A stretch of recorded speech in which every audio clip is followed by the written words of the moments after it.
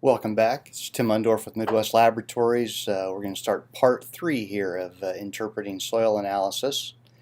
In the first two parts, we looked at organic matter, cation exchange capacity, pH, and buffer index. We also looked at phosphorus, potassium, magnesium, calcium from the part per million standpoint. We also looked at those cations on the base percentage standpoint, those ratios of the different cations to each other.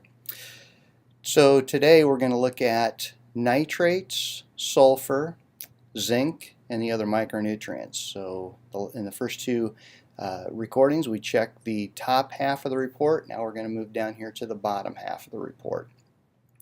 So let's start off with nitrate N.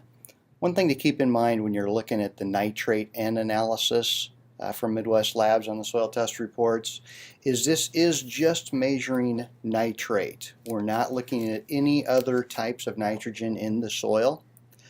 Now nitrate, of course, is the very available form of nitrogen that most plants are going to take up through the growing season. It's generally that final conversion from either organic sources of nitrogen or fertilizer sources of nitrogen. They're going to convert through to ammonia and eventually to nitrate. At that point, it's going to show up on our test results. If for some reason say the fertilizer you had applied or even some of the organic nitrogen that's breaking down is still in the ammonia form, that will not show up on this test. So one thing with a lot of the nitrification inhibitors that are out there that people are applying with their nitrogen fertilizer, that could keep ammonia-based fertilizers in the ammonia form and stop that conversion to nitrate, or at least delay that conversion to nitrate, so that maybe we wouldn't find that fertilizer on this test result.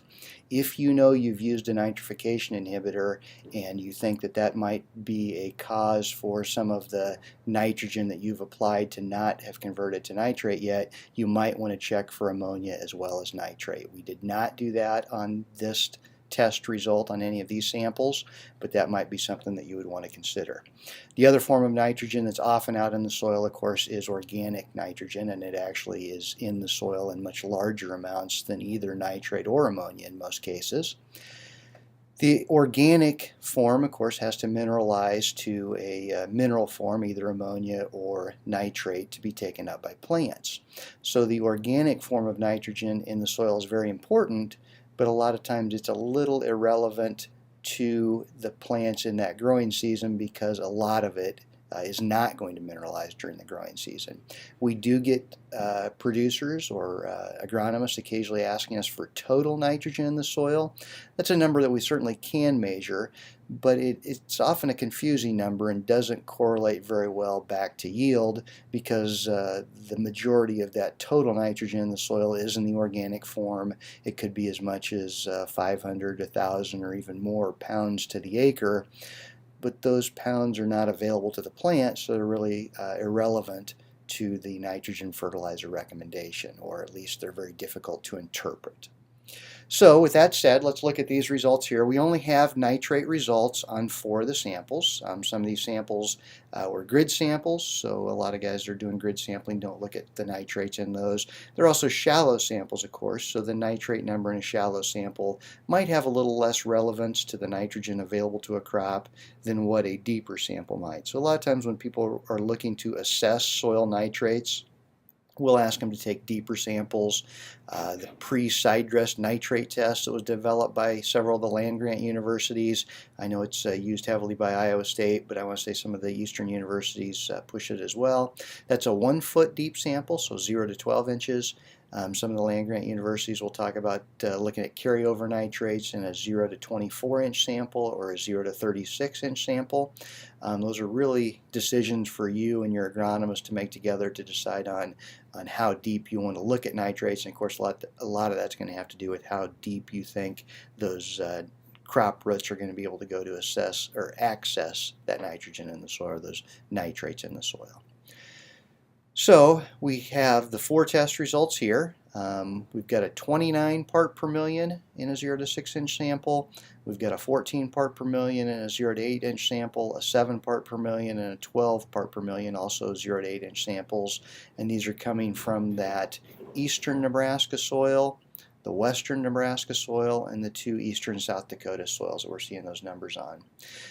Here at the laboratory, we're going to give you those results in 2 different ways.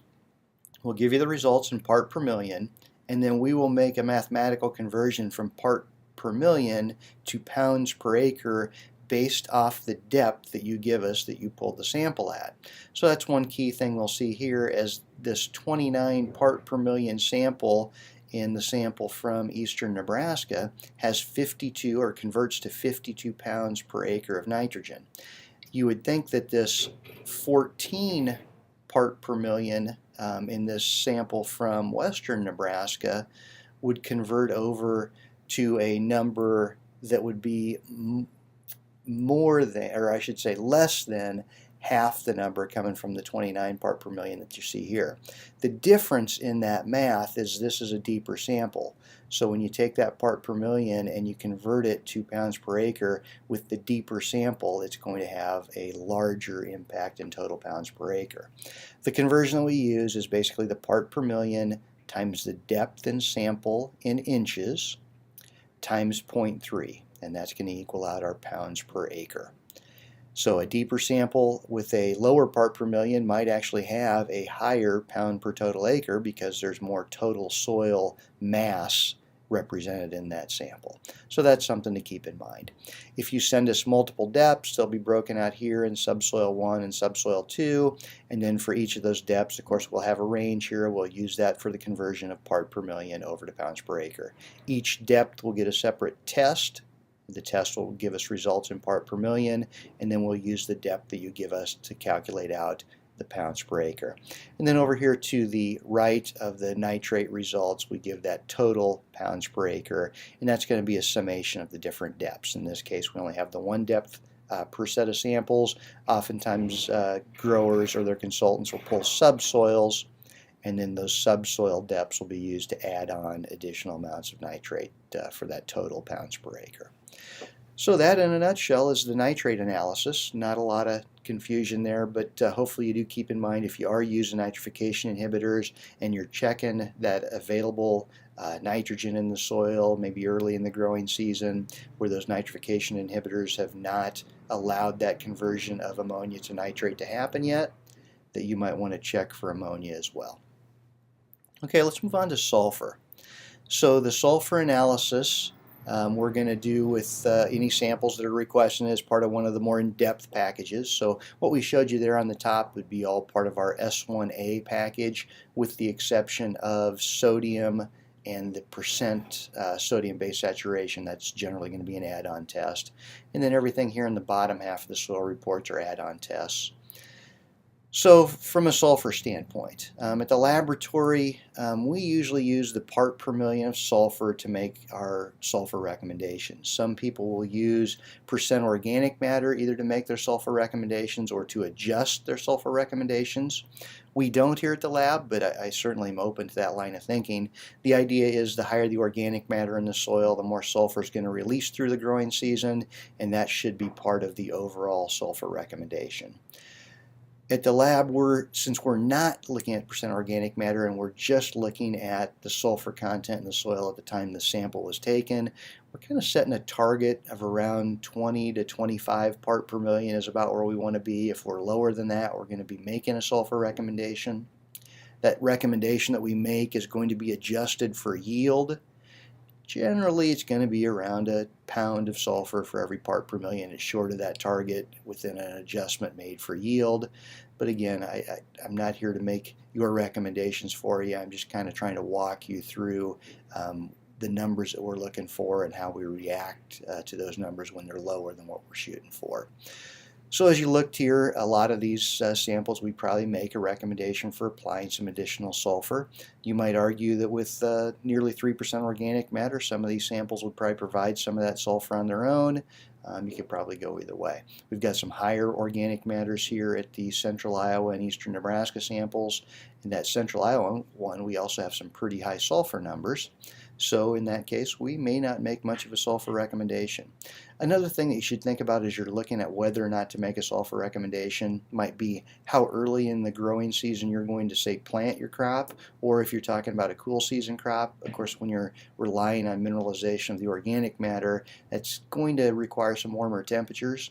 So you might err a little bit more to applying sulfur if you're planting early or you're dealing with a cool season crop. So a couple things to think about. As we walk through these samples, like I said, the first three here, the 3 western Iowa samples, we'd probably make a recommendation on. This central Iowa sample at 22 part per million, fairly high values, so we might back off on making a rec there. The 11 and 17 part per million that we see in the eastern Nebraska and the northeast Nebraska samples, we'd probably make a recommendation on. Another thing to consider from a sulfur standpoint is you're looking at this northeast Nebraska sample. Very low organic matter with less than 1%. We've got 17 part per million sulfur, but we also have a very light soil with a lot of sand in it because of this. We see that with this cation exchange capacity of only 6 or 5.8. We know a soil like that's going to have a hard time retaining sulfur. We also know water is going to flow through a soil like that fairly quickly in most cases. So we'd be worried about retention of that sulfur, which is a fairly mobile nutrient in the soil. So we'd probably look at maybe doing some spoon feeding there, maybe applying sulfur, say in the fall or early spring. Might not be as good of an idea as maybe making an in-season application with a soil that's not going to hold the nutrient and is going to have water leaching through it rather rapidly. So those are some things to think about. As we get down to the western Nebraska soil, we see a fairly high sulfur value of 29. We probably would hold off on making a rec on that. Again, I think every grower's got to think through their yield expectations, and again, because sulfur is a mobile nutrient, they might think a little bit about some in-season application, especially if they're doing in-season application of nitrogen as well. On these last 2 samples, here we come up with a very high sulfur number, this 72 part per million. So anytime I see sulfur values over about 25 part per million, I really have to ask myself why. In the case of this eastern South Dakota sample, it could be that we have poor drainage here. Like I said before, sulfur is a very mobile nutrient, maybe not quite as mobile as, say, nitrate in the soil, but still fairly mobile. If it builds up in the soil, it's generally telling you that water's having a hard time at infiltrating and percolating through the soil, because if it were moving normally, it would probably pull that sulfur out of there. The other thing that could be happening is if the drainage is fine, and that's not the explanation, a lot of times high sulfur values will come from an amendment being applied that contains sulfur. And one that often would be applied that would contain high values of sulfur, especially if it's applied at high amounts, would be gypsum. And we talked back in, I think we were talking in video 2, about those high % magnesium base saturations in these last 2 soils. And we mentioned that gypsum might be a way that a grower or an agronomist would try to lower those magnesium percentages and build up his calcium base saturations. If that gypsum amendment had been applied with the intent of trying to accomplish that, it would very likely push these sulfur part per millions quite high. So that might be your explanation as well. And then the last sample here at 16 part per million, again, would probably make a recommendation for that one. This high sulfur value brings up a good point that really should be brought up for the entire nutrient values and all of your soil test values, whether you're looking at cation exchange capacity, pH, phosphorus, potassium, any of the nutrients.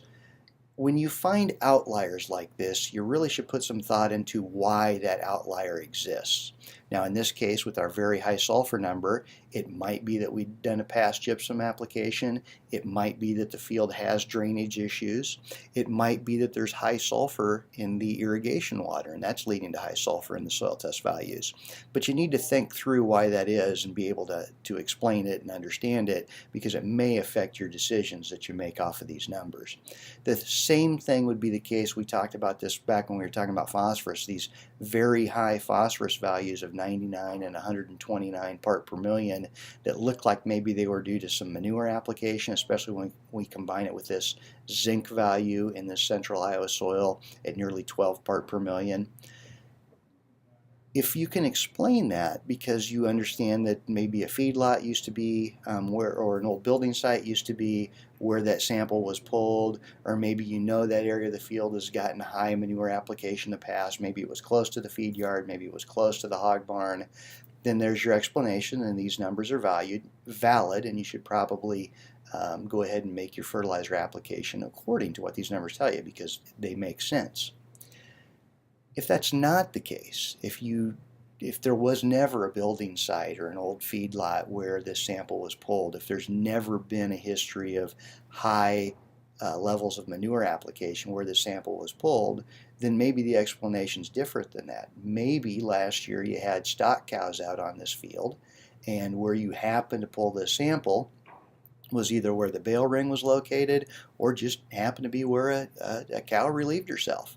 And that's why you've got very high numbers there. If that is the case, it probably doesn't make sense to use that sample to set the fertilizer application or the recommendation for, say, an entire field or an entire zone, or maybe not even an entire grid. So if values like that come back that don't make sense, what you may want to do is go back out there and pull another sample. You probably got into an area with some very high values.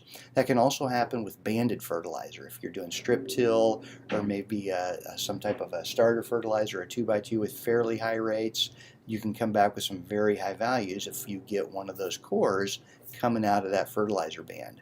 And those values are not appropriate for making a fertilizer recommendation if they don't make sense. So it probably would be best if you went out and pulled that sample a second time. Let's say you grid sampled that field, and this is just one value in a grid sampled field, and the value doesn't make sense for that area. There was never, a high manure application. Maybe there was some strip tilling done, maybe there were some stock cows out there, and you know that this soil test value is an anomaly. It's not a value that you want to make fertilizer recommendations off. Then what I would tell you to do, if you don't want to spend the time to go out there and pull that georeference sample again, then I would go into that data set, maybe flip it into a spreadsheet, and adjust that number to match the numbers around it. So I'd probably put it on the high end of the surrounding samples around it because it is a very high value in this case with the 99 part per million phosphorus and the 12 part per million zinc. But if I don't have a valid explanation for why that number's high, and I know that this is bad data, test coming back from the laboratory, correct? We check it twice, especially on this phosphorus, with the 99 part per million on the P1 Bray and the 129 part per million coming back from the P2. We're confident and comfortable with those values, but maybe you know that that value is probably just the case where that probe happened to pull the sample from. It would probably make sense to take the average of the samples around it in a grid sample scenario and replace these numbers with an average number for those values, or maybe the highest number of the values right around it. So that's where the art kind of comes in maybe and takes over from the science a little bit. So it might be something you want to, if you're a grower, to talk through with your agronomist. If you're an agronomist, again, you certainly want to be transparent about what you're doing and have a conversation with the grower so you can understand whether or not it makes sense that these numbers would be valid, and if they don't, maybe you want to make some sort of an adjustment or put in some sort of a minimum application so it's not making no recommendation based off these very high test values when they're probably not appropriate for the entire area that sample's representing. So hopefully that makes sense to you. All right, from there, let's move on to zinc. So from a zinc standpoint, and we'll talk through all the micronutrients, let's start with zinc. It's probably the one that we see being checked most often here at the laboratory, especially in say, a corn, soybean scenario. A lot of people raising corn are checking zinc values in the soil, but it's also the case for other crops as well. What we like to see on the zinc test is a number around 2 part per million. Somewhere in that 1.5 to 2 part per million is probably a pretty good number for most soils or most crops. Of course, if you're growing a crop that's maybe a little different than the average production crops, corn, soybean, wheat, alfalfa, you might want to check with that crop specifically. But here at the laboratory, for most crops, we're looking for a number around 1.5 to 2 part per million. So we see here as we look at samples 1, 2, and 3 through western Iowa, they're all a little low. All of them should probably get a zinc recommendation. One thing I would bring your attention to is sample number 2 here from western Iowa. We've got very low phosphorus values at 10 part per million and very low zinc values at only 0.4 part per million. Sometimes in some soils and with some crops, this interaction between phosphorus and zinc could actually drive a zinc deficiency. If you were to make a very large phosphorus application, which this 10 part per million is going to be calling for, and did not make any zinc application, you might push a zinc deficiency into that crop where normally it might have just enough to get by. In this case, with putting that very high amount of phosphorus down, you might push that deficiency in the plant. So I would recommend for growers or agronomists who see a very low testing zinc as well as a very low or low testing phosphorus value that they hold a little money back as they're making their phosphorus recommendation, and make sure they cover a little zinc as well so that they don't drive that zinc deficiency and then basically hamstring themselves from the benefit that they were hoping to get from applying that phosphorus by making zinc now the limiting factor in the crop instead of phosphorus. So something to think about as you're looking at soils that are very low in fertility in general. If you're pushing a lot of phosphorus at it to try to raise those phosphorus soil test values, you might want to make sure you hold a little money back to make sure you can cover a little zinc on there as well. So the top 3 samples, we'd be making a recommendation for zinc. And again, as we talk about recommendations, you've got to prioritize for your crop. So you've got to know for your crop what the most likely limiting factors are. Say for corn, I would say nitrogen's probably number 1. A very acidic pH, if that's the case, would be number 2 for a limiting factor. Phosphorus is oftentimes number 3. Potassium usually is going to be number 4. Sulfur and zinc will follow right behind that. Now that's going to be different for each soil depending on where your soil is. If you have an extremely low level of any one thing, it might move to the front of the line as the limiting factor. But generally speaking, on an average soil with an average yield goal for corn, I'd kind of walk through that priority list: nitrogen, pH, phosphorus, potassium, sulfur, zinc. But again, you've got to know those priorities and what the most likely limiting factors are for the crop that you're dealing with. So again, back to zinc.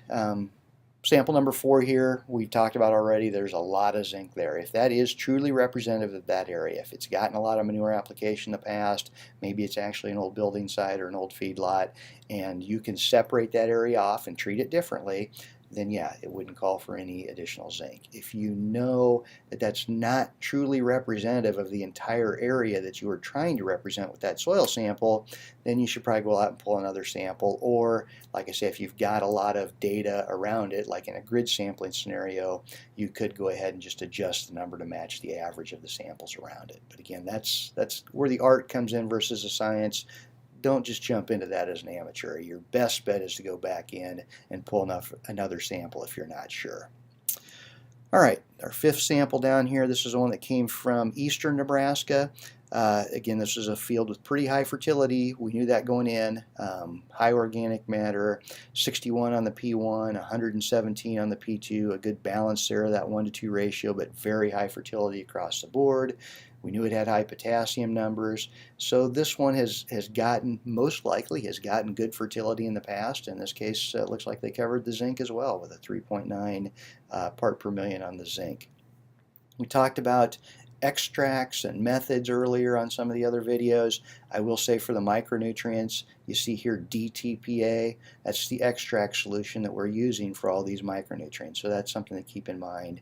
If you see test results from other laboratories that you're trying to compare to, you want to keep in mind if they're using something like, say, the Malick 3 method, those numbers can be a little bit different. The same would be true of phosphorus. If they're using the Malick 3 method, you may see a little bit different values than what you would on the P1 Bray, P2 Bray, and certainly the Olsen test as well. So keep in mind you need to look for ratings for the method you're using and understand how your soil test values stand in those rating systems, and your land-grant universities are a great place to go to find those ratings. The agronomy handbook that I referenced in video number 1 would also be a good place where you could find those ratings for different soil test methods. So here on the 6th sample down, this is going to be that northeast Nebraska sample. We knew very light sample, sandy, or very light soil, sandy soil, low CECs, fairly low fertility with the exception of potassium, low organic matter, and we're low on zinc here as well. So I'd certainly be making a zinc recommendation in that one. And that goes back to, sandy soils versus heavier soils. You probably should expect to be making recommendations for more nutrients on sandy soils because they're just less likely to hold them. And since they burn through the organic matter quicker because of the larger pore space and generally a little better aeration, often they have lower organic matter percentages and aren't able to supply some of those nutrients through organic matter like a heavier soil might be able to. Alright, so we get into this western Nebraska soil. Again, we're above 2 part per million zinc, so probably not a recommendation here from our side. If you want to put a little zinc in a starter, especially if you're doing some early planting dates and you want that zinc, which, corn and zinc kind of seem to go together. If you want that zinc in a starter fertilizer, you might still make a recommendation for the starter, but no reason to build soil test values from our standpoint anyway. And again, we might make a little adjustment based on a very high yield goal, but for an average yield goal, this 2 part per million we think would be fine. And then these last 2 soils from eastern South Dakota, a little below those targets I gave you, so we really wanted to be at least at 1.5. We preferred more like around 2 part per million. We would make a zinc recommendation in this case as well. And as far as the amount of zinc we would recommend, I'll kind of leave that between the grower and their agronomist and the products that you're looking at. It varies a lot. If you're using a broadcast zinc product like a zinc sulfate and you're trying to build the overall soil test values, we're going to have a higher rec than if you're using something that maybe you're applying in a band, like in a starter, like a chelated zinc. Those are just 2 completely different recommendations, so I'm not going to really go into that in this video. All right, let's move on to the other micronutrients. We covered some that, the zinc, which a lot of people look at. Of course, we covered sulfur, which is more of a, mid-level nutrient, not a micronutrient. It's one that a lot of people look at, and the plant uses in fairly high pounds per acre compared to zinc and the other micronutrients. But moving on to manganese, we're basically looking for a number somewhere around 12 part per million, 10 to 15 part per million. We'd like to be in that range. We can see here that only on some of these samples did we do the full analysis and get all the micronutrients. So from a manganese standpoint, that western Iowa soil, sample number 3, we're pretty low. So we'd probably be making a recommendation for a little bit of manganese application. It wouldn't be a very high amount, it'd be fairly small. On the sample number, this is going to be sample number 5, so this is that central Iowa, no, the eastern Nebraska sample. 8 part per million here, again, well below our 12 part per million that we're shooting for, so we would have a little bit of a manganese recommendation. You can see here on this soil, it's got high zinc, high phosphorus, high potassium. My guess is in the past the grower's been paying a lot of attention to those things, but maybe hasn't looked at the other micronutrients that much, and we see this low manganese value. Again, manganese is one of those things that can be kind of difficult to build the soil test values because the recommendation is going to be small. The next time you go out there with a probe, you may or may not get the area where the fertilizer hit.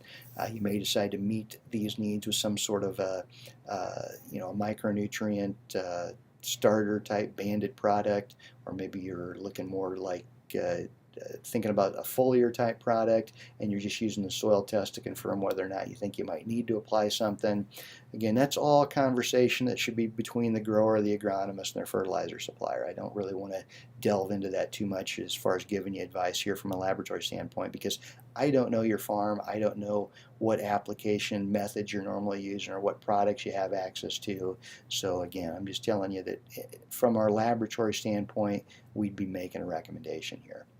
When you get a recommendation back from the laboratory, we're generally looking at a broadcast application. So if you're going to be banding a product, whether it's zinc or manganese or copper or iron, you might lower those values and not apply as much as what we're calling for in our recommendation, because again, our recommendations are based off of a broadcast application. All right, let's move on to the other samples here. We see the 3 part per million here on this western Nebraska sample. Boy, that number's sure awful low, right? So it looks like we'd definitely be making a recommendation. Here's where you go back to, you need to think through the total soil test and not just these individual analysis. In this case of manganese, this 3 part per million could very well be related to this very high soil pH. So a soil pH of 8.3 looks like it's still allowing a lot of zinc to be out there fairly available to the plants, but manganese may very well be being tied up by this soil pH. So making a soil application of manganese with a very high pH like this may or may not make sense. You may decide that you want to deliver that manganese more through something that's banded to try to limit the tie-up in that high pH soil, or you may look at some sort of a foliar application. Again, something to be discussed further with your fertilizer suppliers and your agronomists, but something you're going to want to think through is when you have very low soil test values of some of these micronutrients in a high pH environment, putting them down in the soil may not get them available to the plant like you need them to be. Then our last 2 samples here, actually fairly high, these eastern South Dakota samples. So in this case, we probably would not make a recommendation for additional manganese to be applied. One other caution I want to throw out there with manganese. There is the possibility of manganese toxicity. Now, generally, if that's going to be an issue, you'll see those very high values already in the soil test report. I really wouldn't consider a 16 and a 17 high enough to be a toxicity issue. Generally, they're going to be much higher than that. But the warning I'll throw out there is be careful of applying additional manganese in soils with very low pH. That very low pH a lot of times will push a lot of manganese available that wouldn't normally be available in the soil and can lead to toxicity issues. Generally only happens at pHs that are below, say, a 5.2, more often in the 4s. Oftentimes it's going to be combined or combined with aluminum toxicity in the soil. So something to be aware of. If I had a very low pH soil, say in that 5.2 to 4.8 range, I would lime to correct the acidity before I worried too much about manganese, because I'd be concerned that throwing additional manganese out there may create a toxicity issue. But that's tough to tell, and you really don't know until you do some plant analysis and look at the uptake of that nutrient in those plants to see if you truly have a toxicity issue. But I'd be careful in low pH environments. All right, enough about manganese. Let's move on to iron. For iron, we're looking at a target of maybe 20 to 25 part per million.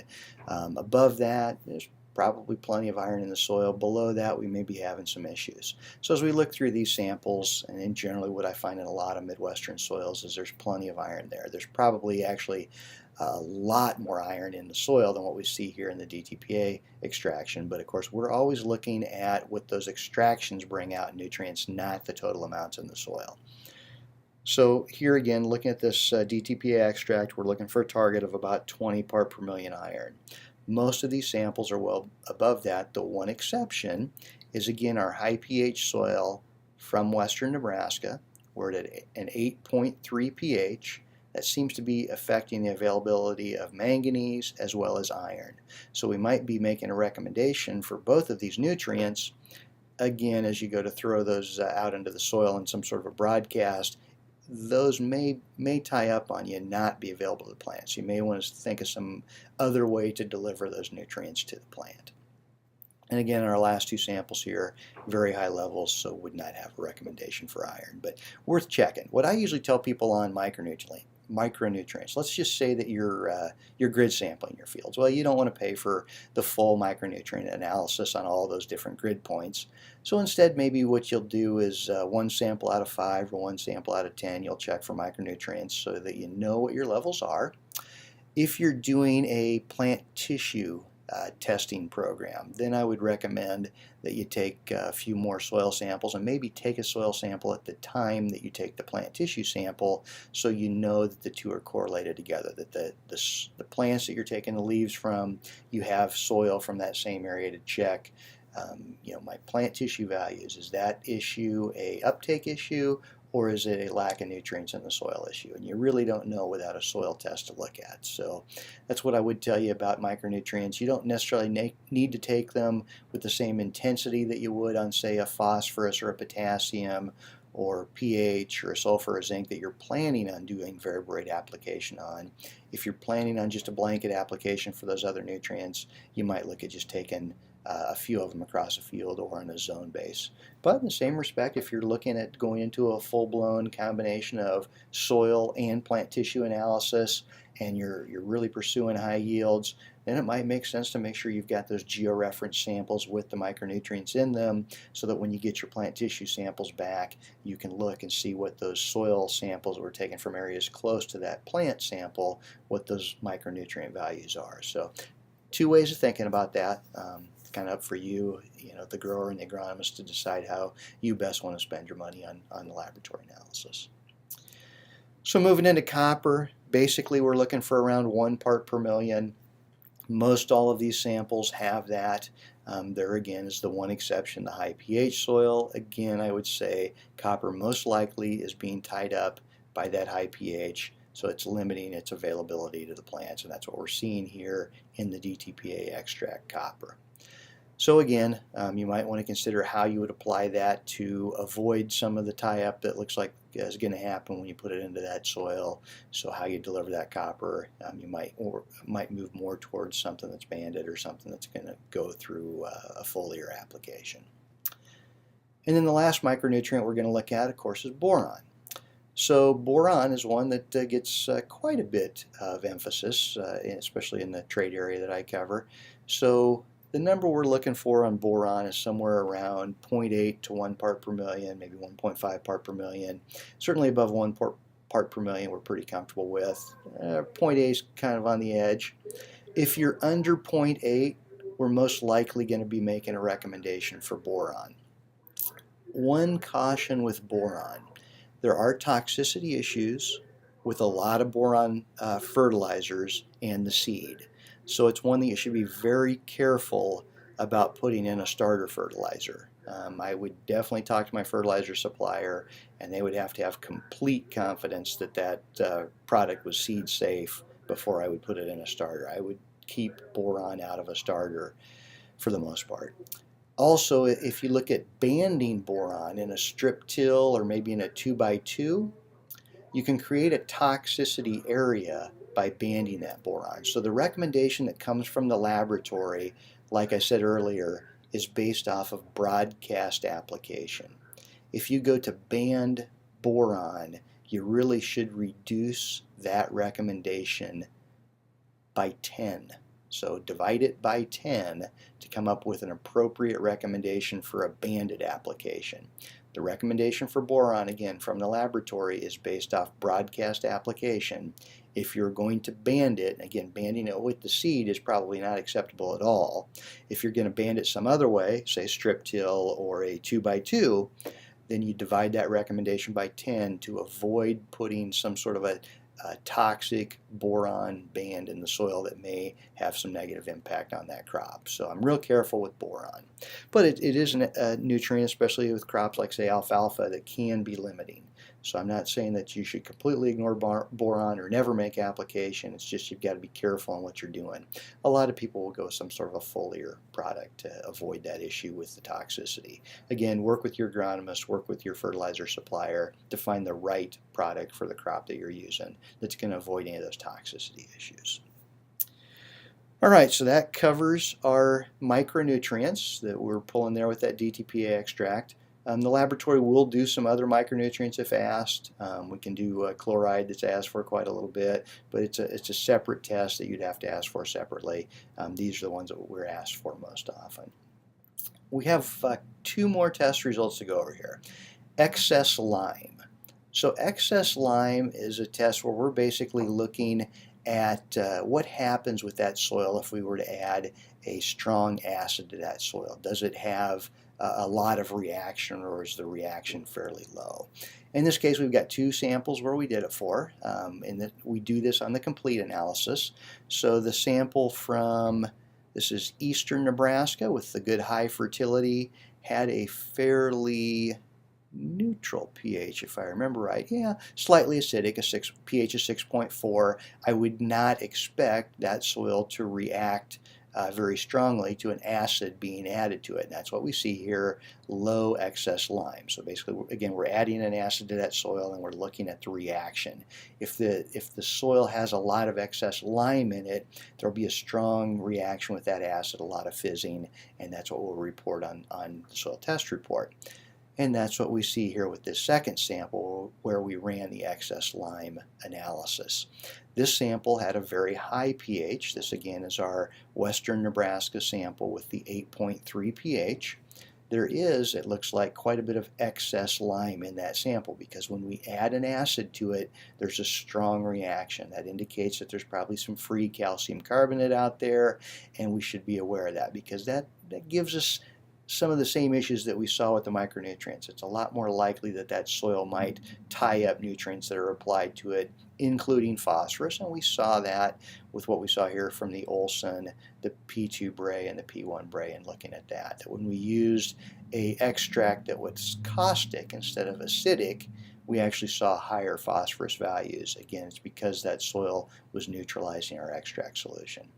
So this is telling us to be a little careful with applied nutrients. It's highly likely that they would tie up, so think about doing some banding maybe to limit that tie up. And again, like I talked about with the boron, be very careful about creating a toxic band by using the broadcast application recommendation that would come from the lab and then trying to make that same application in some sort of a banded application. All right, last but not least, soluble salts. So soluble salts are part of our complete analysis. Here we're looking at the salinity of the soil. When we measure sodium, we're looking at the level of sodium in the soil, or is that soil a sodic soil? In this case, this soil has quite a bit of sodium in it. It doesn't truly meet the definition of a sodic soil, which would probably be a percent sodium, much more like 10 or 15% sodium. A saline soil has a lot of overall salts in it, not just sodium, but all potential salts. And what this really is going to tell you is, can that plant fairly easily pull water from that soil? Now, of course, you can have issues like compaction or a drought that's going to make it difficult to pull water from the soil, but those would be compounded by a soil that had a lot of salinity, and maybe even in conditions that were fairly optimal for plant growth otherwise, a decent soil with a good mix of air and water in its pore spaces and without a lot of compacted layers. If it had a lot of salinity, those plants a lot of times will still have a hard time pulling water from that soil because those salts are pulling against the plant and trying to pull those waters to themselves. So it's basically called osmotic pressure, and the plant has to work against that to pull water from the soil in a soil with a lot of salts in it. Generally, when I'm looking at these soluble salts, kind of the number I use a lot is, say, a 0.7 to 0.8 is kind of my line where I would say soils below that really don't have a lot of salinity. Soils above that have increasing levels of salinity. As I get above a 0.9 to a 1, I'm going to be concerned about the salinity of that soil. And if I move above a 1 to, say, a 1.5 or a 2, you might really start to look at salt-tolerant plants. And that's really beyond the scope of this presentation, but you can go onto some of the land-grant universities, type in saline soils, and they can give you some guidelines of things that you might want to do to try to reduce that salinity or grow salt-tolerant plants. Improving drainage, trying to move some of those salts out through the soil through better drainage is one way to do that. Things to think about if you have high salinity: past manure application can do it. A lot of heavy fertilizer application or high salt fertilizer application could do it. You might look a little again at those sodium values. You might look a little bit at, say, if you're irrigating your irrigation water. If you have a high water table, sometimes those can pull or push salts upward as the water comes up through the soil profile, and then as it evaporates off, it leaves those salts up there on this top surface layer of the soil. In remediating a salinity issue, again, I would check with your land-grant university, but another thing to look at would maybe be take some deeper samples and see if that salinity is all the way through the soil profile or if it's just in a shallow layer. Maybe you might be able to do some tillage to kind of mix it a little deeper and reduce the salinity by kind of watering it down through mixing it with the soil. But again, I'd say check with your land-grant university for some guidelines on what works well in your area for soils that are high in salinity. Hopefully, like the two samples we see here, you're not seeing a lot of salinity, and that's not going to be an issue for you. All right, I think with that we've pretty well gone through all the different aspects of interpreting a soil test analysis. Again, please refer to our website and our library for additional resources and work with your agronomist. These videos are meant to be kind of a broad overview. They're not meant to replace the relationship you have with your agronomist or your fertilizer supplier. You certainly need to work with them. A lot of the information I've presented is in a kind of a broad brushstroke and is not applicable to individual fertilizer products. So you need to look at your individual fertilizer products and those recommendations coming from the manufacturers before you just make application. So thank you for your attention, and we look forward to doing business with you at Midwest Laboratories. Hello everyone, you just finished watching the video part 3 of interpreting soil test results. Video 3 covered nitrogen or nitrate, sulfate, and the micronutrients. One thing we've added to the program now is we have a quiz that you can take for certified crop advisor or certified professional agronomist continuing education units. So if you're a CCA or a CPAG through the American Society of Agronomy and you would like CEUs for nutrient management for watching the video, there is a short quiz you have to take to prove that you understood the information. And if you want to email me at the email address shown here, tmundorf@midwestlabs.com, I can send you a short quiz that you need to fill out. You'll also have to fill out your name, your CCA number, your CCA certification state that you're certified in, and your signature. And then I'll take that, and as long as you get 70% or better on the quiz, I'll submit that to ASA and we'll get you continuing education units. So hopefully that is helpful to you. Again, we thank you for watching the videos, and hopefully it was good information for you. But if you'd like those CEUs, send me an email and I'll send you the quiz. Thank you.